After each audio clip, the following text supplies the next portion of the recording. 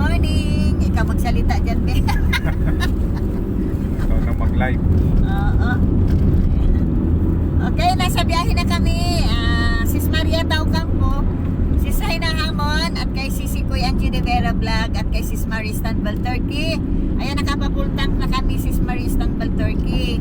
Ayan, at kay Sis Labs Ferisada, maraming salamat. Kay Sis Christina Damuking, maraming salamat sa inyo. At kay Sis Divina 24 Mix Vlog, at saka kay Sister Salima Panatik, ang aking kapatid na nakikiano pa ngayon sa burol ng aming ina.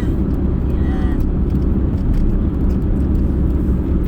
Isentro mo, ikot lang. Ayan, okay. Ayan, no? Ayan, on the way na kami to Lipa City. Magsalita ka naman, Boromats. Magkasalita ko. Naku, matagalog. Okay, good morning sa inyong lahat, sa ating mga viewers ni Ate Kat sa kanyang YouTube channel. Nandito. Naku, napasabag ako. Thank you. Alam mo, enjoy ko itong magmaneho. Kaya promotion na rin, baka gusto nyo magpamaneho sa akin one time. May sasakyan kayo, basta may sasakyan lang kayo. On the way kami, dito kami ngayon, approaching Malabo pa rin. Nasa may South Road. Papunta kaming Santa Elena, then dadang kami ng Calawag, Lopez, Kumaga, Pagbilao, Atimunan. Ang sunod na ay meron pa pala, Sariaya, Chaong. Sariaya.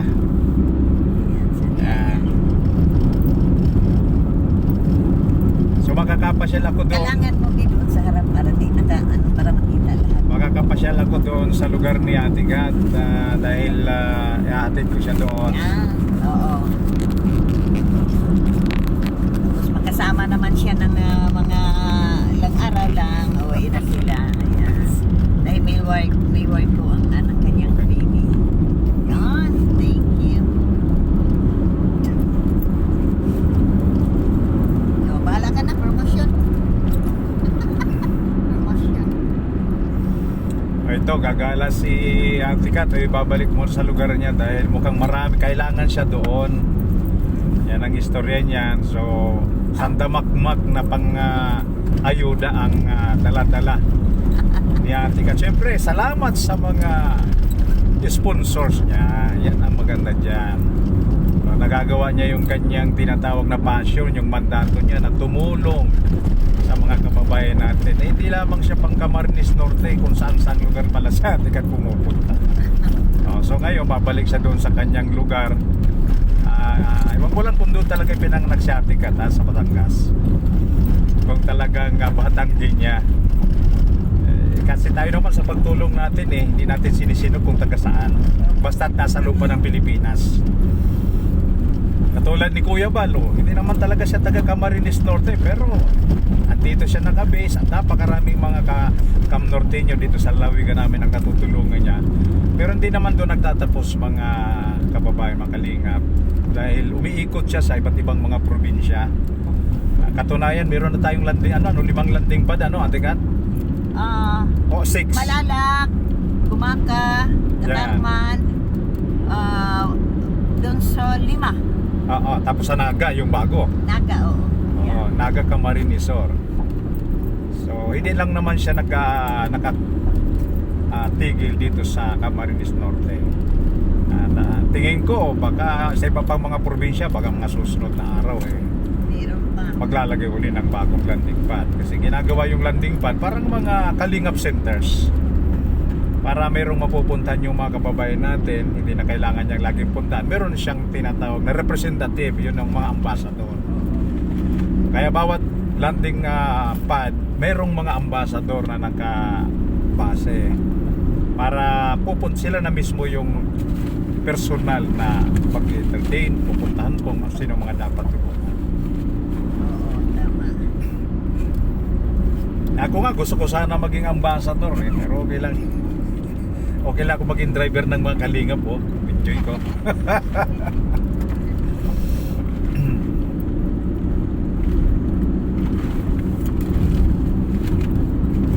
Kasi pagka ang puso natin, mga kababayan, mga kalingap, naroon talaga yung passion sa pagtulong. Ma-enjoy mo talaga yung gagawin mo. Pero sasama naman ang loob mo na pag gusto mayroong kailangan tulungan, wala kang maitulong, ay masama sa kalooban. Correct. Ayun. Kaya ang laking bagay na dapat ipagpasalamat natin, siyempre yung mga sponsors na talagang naroon din yung passion nila. Kasi hindi naman sila tutulong ating kung hindi naman talaga may passion, hindi sila tumulong. Oh. So instead na sila mismo ang pupunta dahil hindi man nila kaya, hindi nila may afford, tayo ngayon na mga available ang pwede pumunta sa kanila sa tulong ng mga sponsors natin. Correct. Oh. Kaya napupunta natin yung mga lugar. Tingnan mo, Camarines Norte. From Camarines Norte to Batangas. Daming daladalang blessing ni Ate Kat. Kaya kumbaga yung mga charity vloggers, kagaya ng mga kalingap charity vloggers, ang nagiging kasangkapan o nagiging matatawag nating mga tools para maabot. Material Oo. sa Panginoon. Tayo ay mga servant, mga utusan. Oo.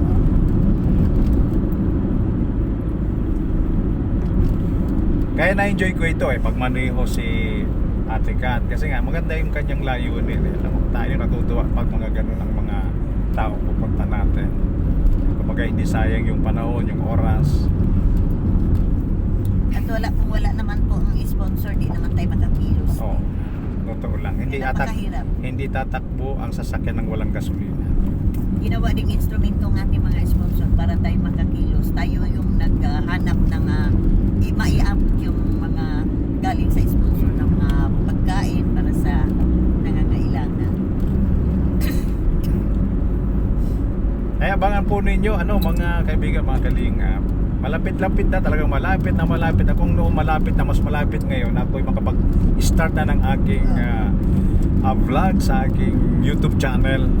So, ngayon pa lang, pinasasalamatan ko na si Ate Kat dahil isa siya sa mga naging tulay, instrument sa akin para yung, kumbaga doon sa pagpapasimula. Anyway, thank you kay Kuya Paul na nakapasok ako ng kalingap dahil sa kanya. So, thank you at sa lahat ng mga sumusuporta sa atin. Hindi pa man ako nakapag-vlog, may mga taong nag-encourage sa akin. Although merong mga nagdi-discourage. Normal lang 'yon. Kasama yan. Sabi nga, hindi magiging maganda isang pelikula kung puro bida lang. Dapat may kontrabida. Yung mga kontrabida, hindi ang kaaway sa totoo lang sa akin, kundi sila yung magpapaboost ng aking eagerness. Kasi kung magpapapikto tayo sa mga kontrabida, ibig sabihin hindi totoo na meron tayong puso na talagang tumulong. So papatunayan natin sa mga negative feedback yun sa mga kontrabida na hindi tayo papipigil kapag mabuti ang ating gustong gawin. Okay, correct. Malapit na. Kumbaga isang na lang, isang tulak na lang. Isang ipot. Isang pindot, isang kimbot na lang. Kimbot. At regular na ninyong mapapanood at makikita si Mads Agot Vlogs. Siguro mga isang week. Ayan, mga ganon. Isang Ayan. week lang na makaumpisa na po si Bro Mads dahil ayan po ay kung marunong man si Bro Mads na tumulong sa katulad ko na nangangailangan din ng kasamang ganitong pag-drive sa long drive, no? At nandiyan si Bro Mads handa pong tumulong. Ayan po, may gifted po yan, may gift po siya na dadating. Malapit na may uploads ni Bro Mads ang mga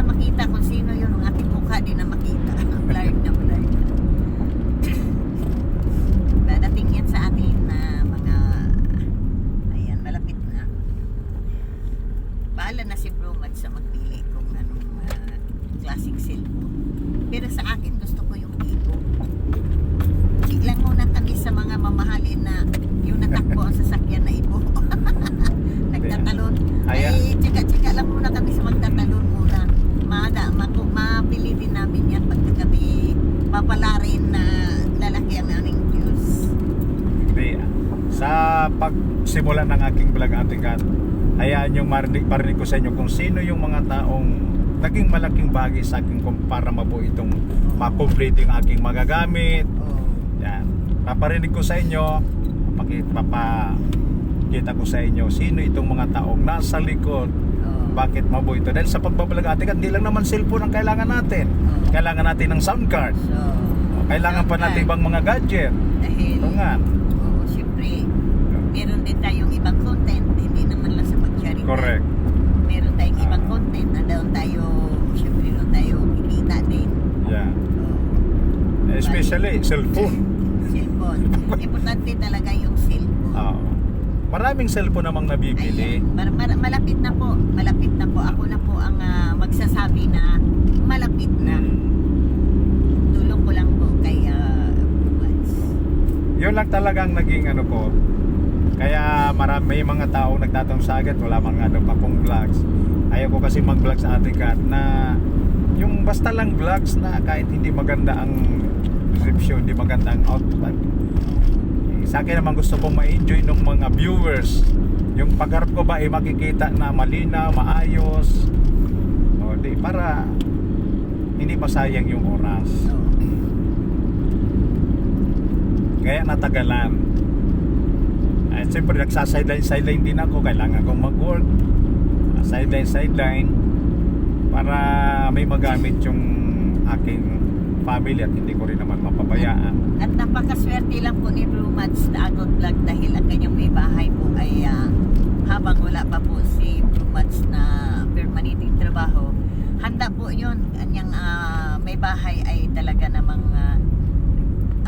naghahanap po. To the rescue yun. To rescue talaga. Talagang tumutulong. Nagre-rescue po ang may bahay po ni Bro Mads sa Agot Vlogs na habang wala pang work permanent work si Bro Mads sa Agot ay nandyan ang kanyang mahal sa buhay, handa pong rescue baga.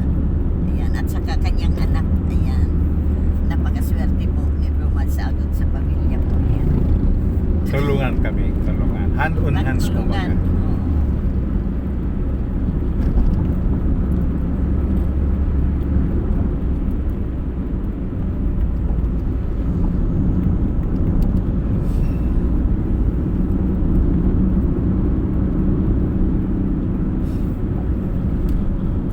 Maganda sa isang pamilya kasi, Ate Kat, yung pare-parehong willing na sabi nga ay matugunan yung pangailangan, tulong-tulong, walang nagpapabayaan kung sinong mayroong capacity. Dati asa sa akin yung aking mga anak, pero dumating ang panahon na nagkaroon na rin sila ng chance na makapag-work, at least nagaan-gaan na. Sila naman ngayon nakakatulong sa akin sa panahon na ako'y walang work. To the rescue talaga rescue. ang pamilya. Pero di rin ako nagbababay kahit gano'n. Talagang kahit anong sideline na maganda, sige. Talagang kailangan eh. Pero siyempre yung aking passion, yung aking desire din na maging charity vlogger, talagang hindi nawawala yun. Almost siguro mga ano na, more or less 1 year ago. Na yan ay hindi ko pa nakikilala si Kuya Val. Talagang nagkaroon ako ng desire, nagkaroon ako ng paghahangad na maging charity vlogger kasi puso na nga yung vlogs. Although yung charity hindi bago sa akin, lagi ko nababanggit ng panahon na nag-ano ako sa iyo, nag-guest. Ang pagcha-charity po hindi naman sa akin baguhan yan. Di pa uso yung cellphone na yan. Magsa-charity na tayo kasi tama. Ako naman, nga, wala pa, di pa ako ganito na vlogger. Sadya akong tumutulong talaga. Hindi ko matiis ang aking mga kababayan doon sa lipa. Hindi naman yung katulad sa di naman natin na parehas-parehas tayo na talagang galing sa puso ang ating pag-charity. Ang iba di man nag-charity para naman po na sa kanila lang pong pangsarili. So ito, kahit anong layo, ayan, hahatiran na namin ng grasya.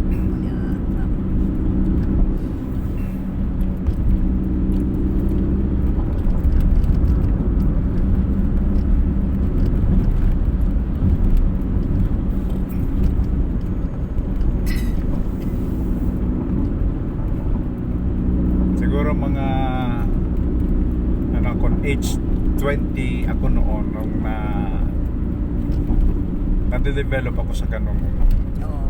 dahil din syempre dun sa mga kasama mo na ganun din yung kanilang lifestyle. Unti-unti mamumulat ka, may lightin ka anong mga dapat mong gawin sa edad kong ganung oras. Natutunan ko yan.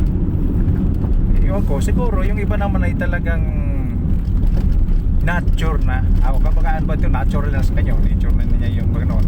Maramdaman niya gusto. Pag nakakakita siya ng taong tutulungan, maramdaman mo talaga na hindi mo matiis.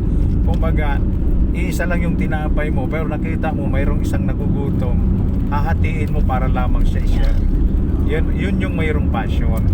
Hindi mo matiis. Hindi yung pag nakitang may gutom, ay bahala ka sa buhay mo basta ako busog. Yun, tama. Oo. Ito yun yung may dugong charity vlogger, ano? Oo. Yan talaga ang tunay na charity. Sa mga anak ko, yun din ang itinuturo ko. Share what you have. Those Share your blessing. Those who are in need. Kailangan talaga natin gawin yan. Kaya hindi ko sila tinuruang magdamot na i-share kung anong meron sila sa mga taong kailangan talagang tulungan. Kaya, ako muna nag-benefit, ako nagturo sa kanila. Nung panahon ako'y kailangan tulong, hindi sila nagdamot. Kasi naturuan ko sila sa ganon. Huwag magdamot sa iba. Kahit sa nung mga panahon nag-aaral pa sila ate ka. Pag sabi ko, pag meron kayong mga klase na walang baon, tingnan ninyo, share yun ninyo yung baon ninyo. Huwag kayong magdadamot, papel, o whatever kung ano nandiyan sa inyo, nakita nyo talagang kailangan. Huwag kayong magdamot. Ganyan ko sila tinuturuan. Lumaki naman silang ganyan, o hindi sila madamot sa kanilang sweldo. Mga kapatid nila, kapwa-kapatid, minsan kaanak, kung sino mang kaibigan, pag nakita nila na kailangan, nandoon sila, open na open.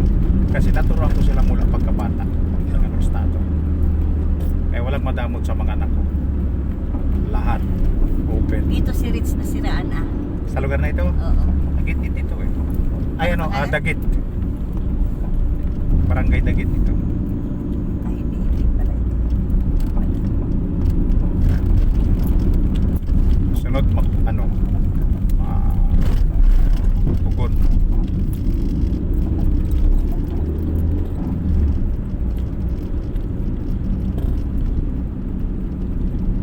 Ayan po mga palalabs, ang ating mga sponsor. At ito namang talagang aming biyahe ay hindi ko naman masabi na malapit at talagang napakalayo.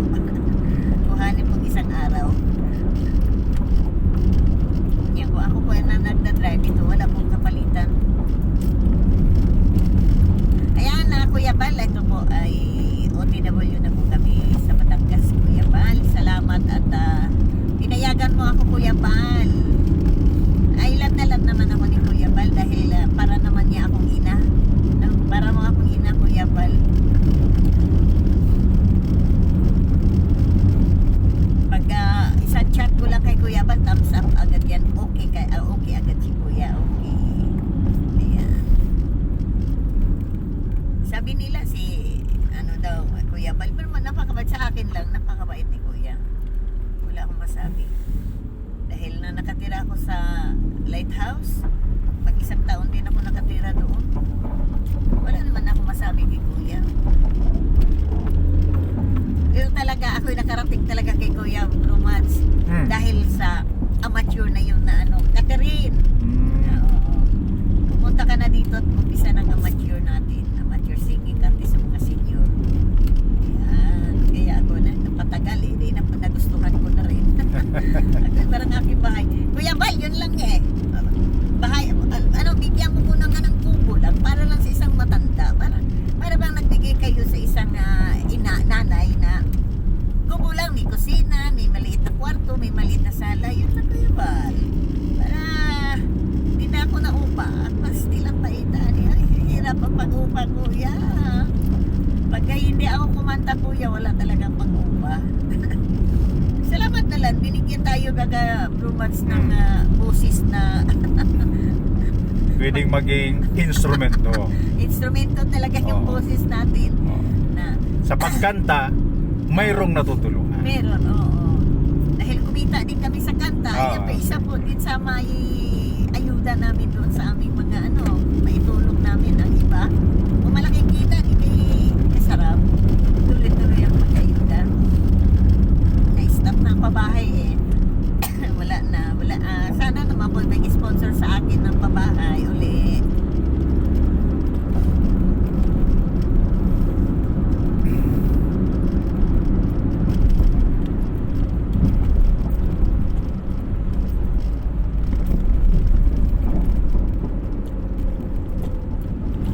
Pag may nadaanan tayo na medyo okay yung kainan tayo.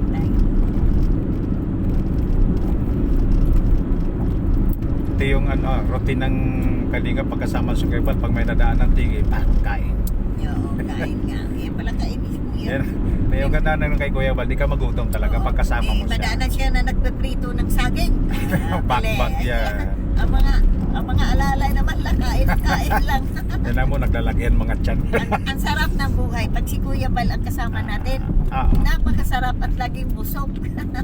Pagpunta namin doon sa Ligay, pagpunta natin doon sa daan mo na ng Robinson, Naga City. Kain mo na ng inasal naman o. Ayan, biga. Tapos pagdating naman doon sa unahan na habang nag-live, di makita ng mga makain-kain. Daan na naman. Abot na naman sa amin sa isang sasakyan. Busog lagi. Kaya medyo lumaki yung tiyan ko eh. Sa panahon na kasakasama ko, ako ni Kuya Bal, kasakasama ko namin siya. Oo. Sabi ko ay puro kain na. Hindi, normal naman kasi nga at nagwo-work naman. Oo nga. At hindi naman yung mga mamahaling pagkain. Oo. Tama lang, Hindi yung naman tayo mga mapili. hindi naman tayo yung maluho. Kumbaga, yung kinakain lang natin, mga simpleng pagkain, hindi yung pupunta tayo sa mga ganitong mamahal, hindi naman. Yung kung ano ang kinain ng aming founder, yun din ang Oo, pagkain. pare-parehas lang. Hindi nga mapili yung aming founder kahit anong kinakain na mamurahin lang, no? Hindi pang mayaman. Oo. Yan, hindi kakainin na. Bisa ano pa nga tayo, nabaon lang, di ba yung nakabalot Oo, nakabalot. sa dahon ng saging? Oo. Ay, sarap kumain. Yun. Oh. Ganun Ang lang. bango, naala ko yan bro. Ang bango? Oo, ang bango. Ang bango ng kanin. Oo. Basta makasarap. Kahit lagyan mo lang ng mga ginamos, mga tuyo. Oo, nandun mayroong pinirito, may isda, kaya Ay, grabe. sarap kumain. Na-enjoy mo kasi marami kayo, sabay-sabay kumain. Kung anong kinain natin, kinakain yun din ang pagkain ni Kuya Bal, ni Ate Edna. Yun ang maganda. O hindi bukod na iba ang pagkain nila sa Iba. pagkain. Ay, hindi, pare-pareho po. Pariya talaga ako. Kung Pare-pareho. tuyo, si Kuya Bal tuyo din. Ay, tuyo lahat. Magano lang ang ano yan.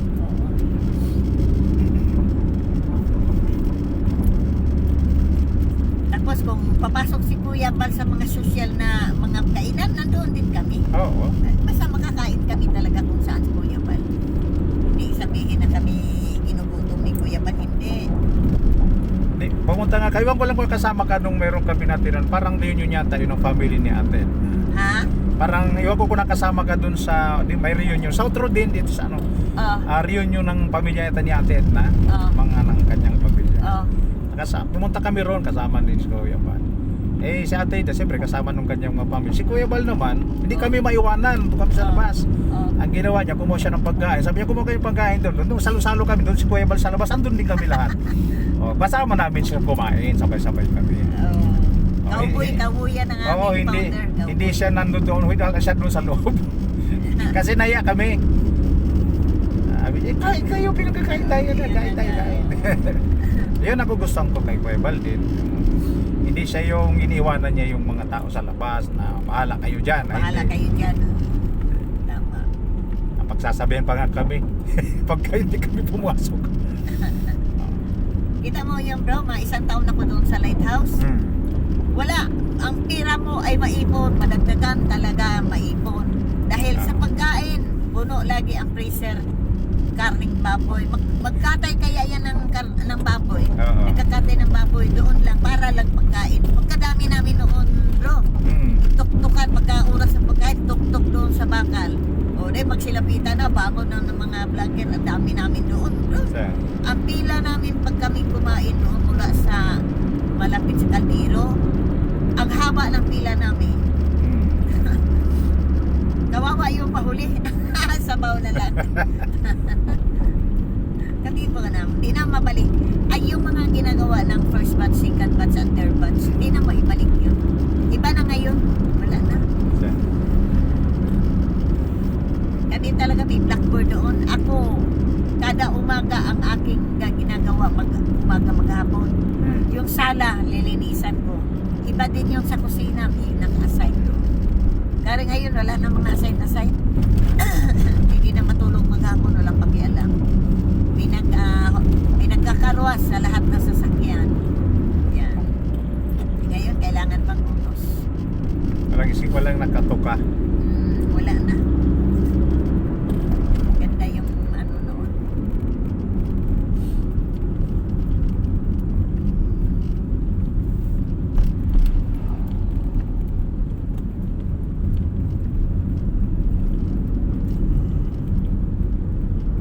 Ako hindi ko naranasang tumira ng lighthouse at meron namang uwian So, na malapit.